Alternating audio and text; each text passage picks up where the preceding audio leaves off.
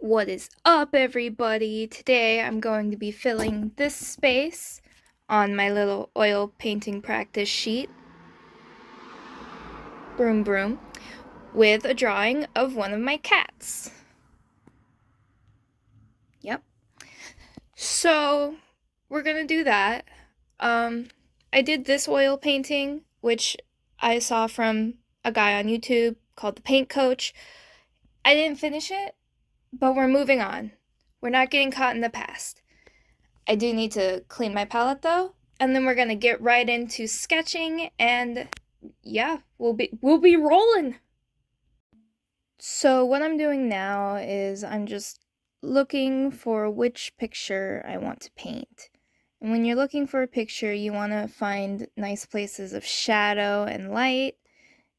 And this is going to be really difficult because I have a black cat and a mostly white cat. So it's going to be like, what is that color, bro? How am I going to paint that? But yeah, I think I'm gonna start with this picture. I'm gonna draw this, and then later I'll probably draw him. This one, specifically this one. Look at him. But for her, yeah, I'm gonna do this one because I think there's a good amount of shadow going on that I can see. So we're gonna sketch that onto the paper that I'll be painting on and get started painting. Also, this is very important for all you new artists out there. When you are beginning a painting, there's one crucial step. You need to have a pie break. So I'm taking my pie break, I'm going to eat this pie, and then we'll start painting. So here we have our lovely cat. And I kind of drew a line here to show this is the bottom, and I tried to line her up decently with the space I have here. But you know, it's not beautiful, it's not great, but it doesn't matter. We're having fun, we're practicing. So I'm going to start with a burnt sienna little light wash on the page to get rid of the white. Can you hear the cat slamming on my door because I kicked him out? Because he was biting her. He's so pissed. Anyway, so I'm just taking the paint and thinning it out with artist oil thinning medium. And I'm gonna try and make it as thin as I can because we're just like staining the paper. Oh, he's crying now. Okay. Well, I'm gonna stain the paper and then I'm gonna go let him in, I guess. And we're just going in and blah, blah, blah, blah, blah. Is this the correct way to oil paint? Who knows? I have watched some videos, but since I'm not actively referencing them, the process may be bastardized a bit. But this is what I remember. You go in and you do the brown. My paints are really cheap, and they are little artist's loft, and I have these horrible colors here. So we're gonna do our best, but if the colors are a little off, that's fine with me. I just want to make sure I can get the values in place. That will be test enough. I would close my window, but this says to use it in a ventilated space. So I guess we just have to listen to cars. Okay, now I'm just gonna smooth that out a little bit. And, oh, why is it so dark up there? Why is it so dark? Oh no. Huh. Well, we're gonna ignore that corner, and I'm gonna have to go let my cat in my room because he's being annoying. Alright, voiceover time. I'm starting here by measuring out the proportions of our model. I added a cross section to my reference picture, converging at the innermost point of the left eye. I use my brush as a measuring tool.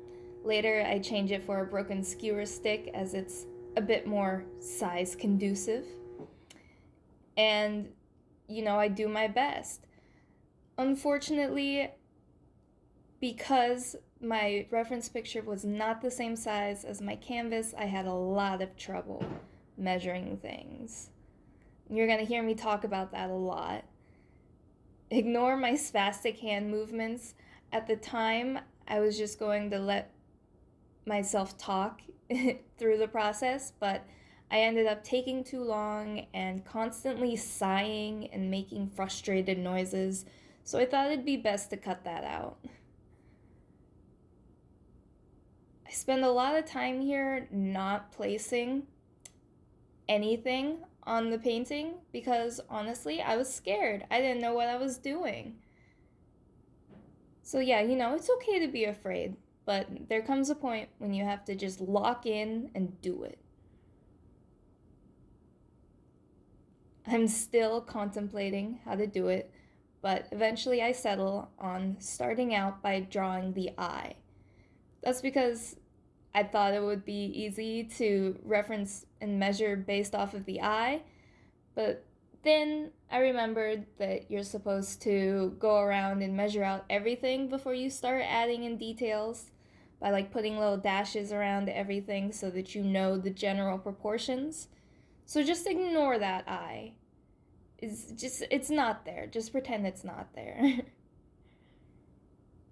Here, I think, is when I finally understand what I did wrong and that I have to go around and measure everything.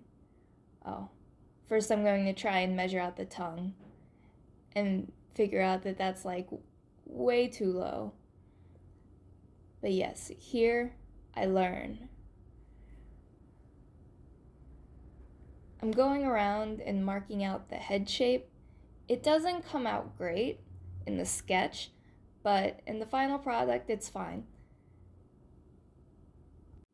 I would recommend you print out your reference picture at the same size as your canvas because, oh, we have a guest. Printing out your reference picture at the same size as your canvas to have it just off to the side so that you can accurately measure. I was using a tablet to measure, and I would frequently accidentally zoom in a little bit and my proportions would suddenly be off and I'd have to go in and fix them. So this felt like it took me all day. It didn't, but this was the most exhausting part of this painting. It truly drains me. So if you're starting a painting and you wonder why you feel so tired and you don't want to continue, it might just be the beginning. You'll feel better once you move on to the next stage. But it is really important to make an accurate sketch, which I did not do. So you're going to see later on how not making an accurate sketch affects the final piece. In the future, for the next cat portrait specifically, I'm going to go in with a pencil sketch at first and get it as accurate as possible before going in and painting anything, putting any paint on the canvas. We're going to start with an accurate drawing. Oh, and my assistant was there to help step in my oil paints. But yeah, an accurate drawing is so important. I can't say anything else. It's the most important part of a painting. And you can see me struggle a lot because I don't quite know what I'm doing. And I knew that my reference picture was a different size than my canvas, but I didn't know how much that would cause problems. I thought, oh, it's fine. It wasn't fine. It was not.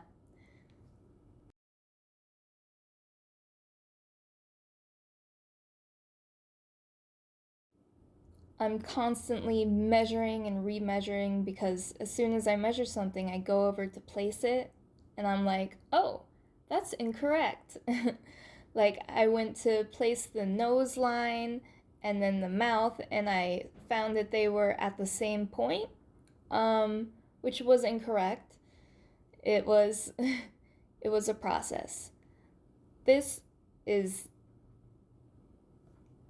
the longest that I've ever spent trying to sketch out something like this.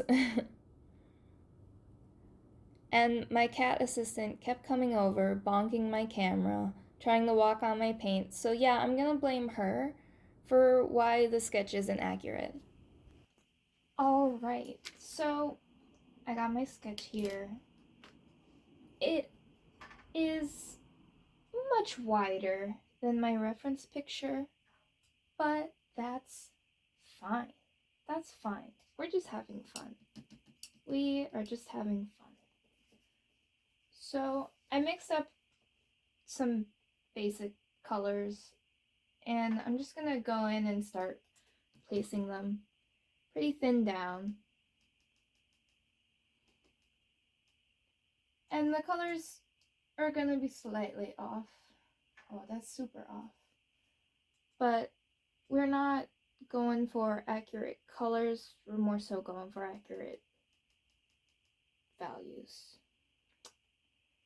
Yeah. You heard it here first, folks. No accurate colors. That was more of just an excuse.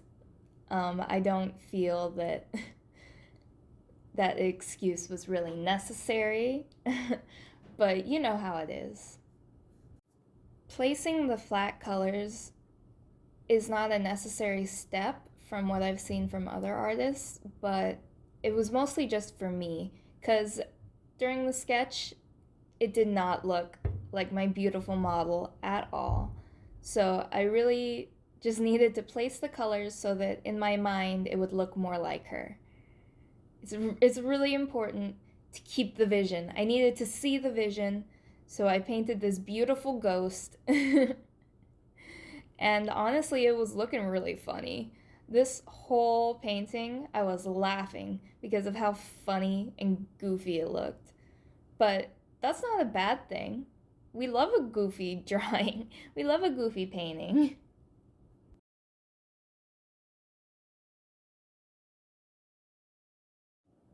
Throughout this process, I'm placing colors and then refining the shape of that color area to more accurately match my my reference picture. But honestly, it didn't matter that much to me at this point. I was just doing this because I wanted to. I was already so exhausted from the previous step. But yeah, just finishing up here, doing a background wash to see the vision. I go in more on the face, trying to refine the shapes of the nose and mouth more. Should have kept it at this stage, honestly. Hello, friends and enemies. It is the next day. I thought I was gonna finish this in one day. I did not. So, for day 2, we're really gonna lock in. We're gonna try and finish this, okay? We have this nice little thing, but that does not look like a day's worth of work. So we're gonna lock in. We're gonna finish this in a timely manner. What time is it? It is 11:50, so basically 12. Let's say I'm gonna give myself 2 hours. All right, bestie, we're locking in. I had to put on my emotional support drawfee playlist before starting because having background noise is really important to me while I'm drawing or painting. I said I'd give myself 2 hours, but this only ended up taking me an hour and 20 minutes, which is good. It was more of a challenge to myself to force myself to actually finish something. I have a bad habit of starting drawings or paintings and never finishing them. So this was good. This was good for me. I start by refining the eyes because that's the most important part of the portrait to me. I feel like the eyes draw you in, so I really wanted to work on that first to kind of gain confidence. I'm mostly adding in just the darker tones and going over trying to make it look as much like the reference as I can, but I'm not quite adding in the highlight tones yet. It's just the darker tones and the medium tones.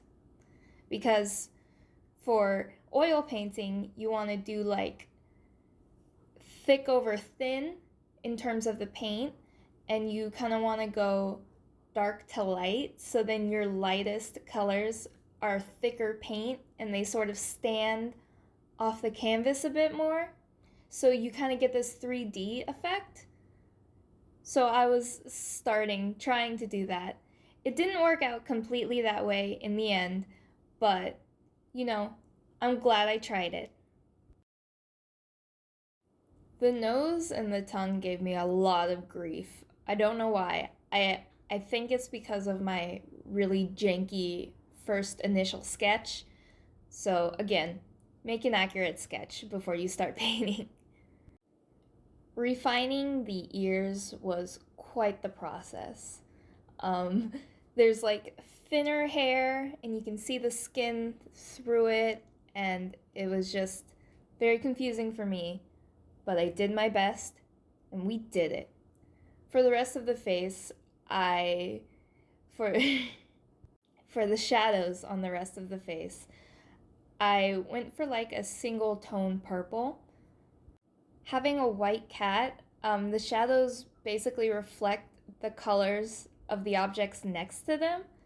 So since I put in a single color background, I thought I should just put in a single color shadow. I should have gone with more of a pinky tone. This ended up a bit too purple, but in the end I think it works. In this painting, I'm constantly reworking the head shape, the ear shape, all because of that initial drawing. So again, accurate drawing. Here I start painting in like more of the fur texture. I've never painted fur before. I barely ever even draw animals. I mostly just draw anime characters. But so this was pretty difficult, but I went for a thicker paint again to get that 3D effect of the highlight so that the fur would feel like it's standing up off of the painting, I guess. Oh my god, she looks so funny here. She looks so funny. One of the best parts of painting your pets is that they look so goofy. Coming to an end here, I further refined the shapes of the features because I wasn't 100% happy with them. And I'm just adding in more light colors, more dark tones where I think it's needed. I'm trying to make that fur effect, even though I don't quite love how I did it. But I'm refining the shape of the head, going and going. The eyes got refined a little bit more, and I added in the highlights now finally for the eyes, the nose, and the mouth. The whiskers were a little difficult. I think I painted them on too thick. But you know what? For my first animal portrait, I think I did great. I'm happy with it. Alright, y'all. This is the final product. I'm not gonna add any more. She's beautiful. She's gorgeous. It's perfect. I don't know how I could do this any better. Join me next time to do the black cat, and then also fill this other space here with something. I guess we'll find out. But yeah, thank you for joining me on this journey. I hope to see you again. God, that cat's so funny looking.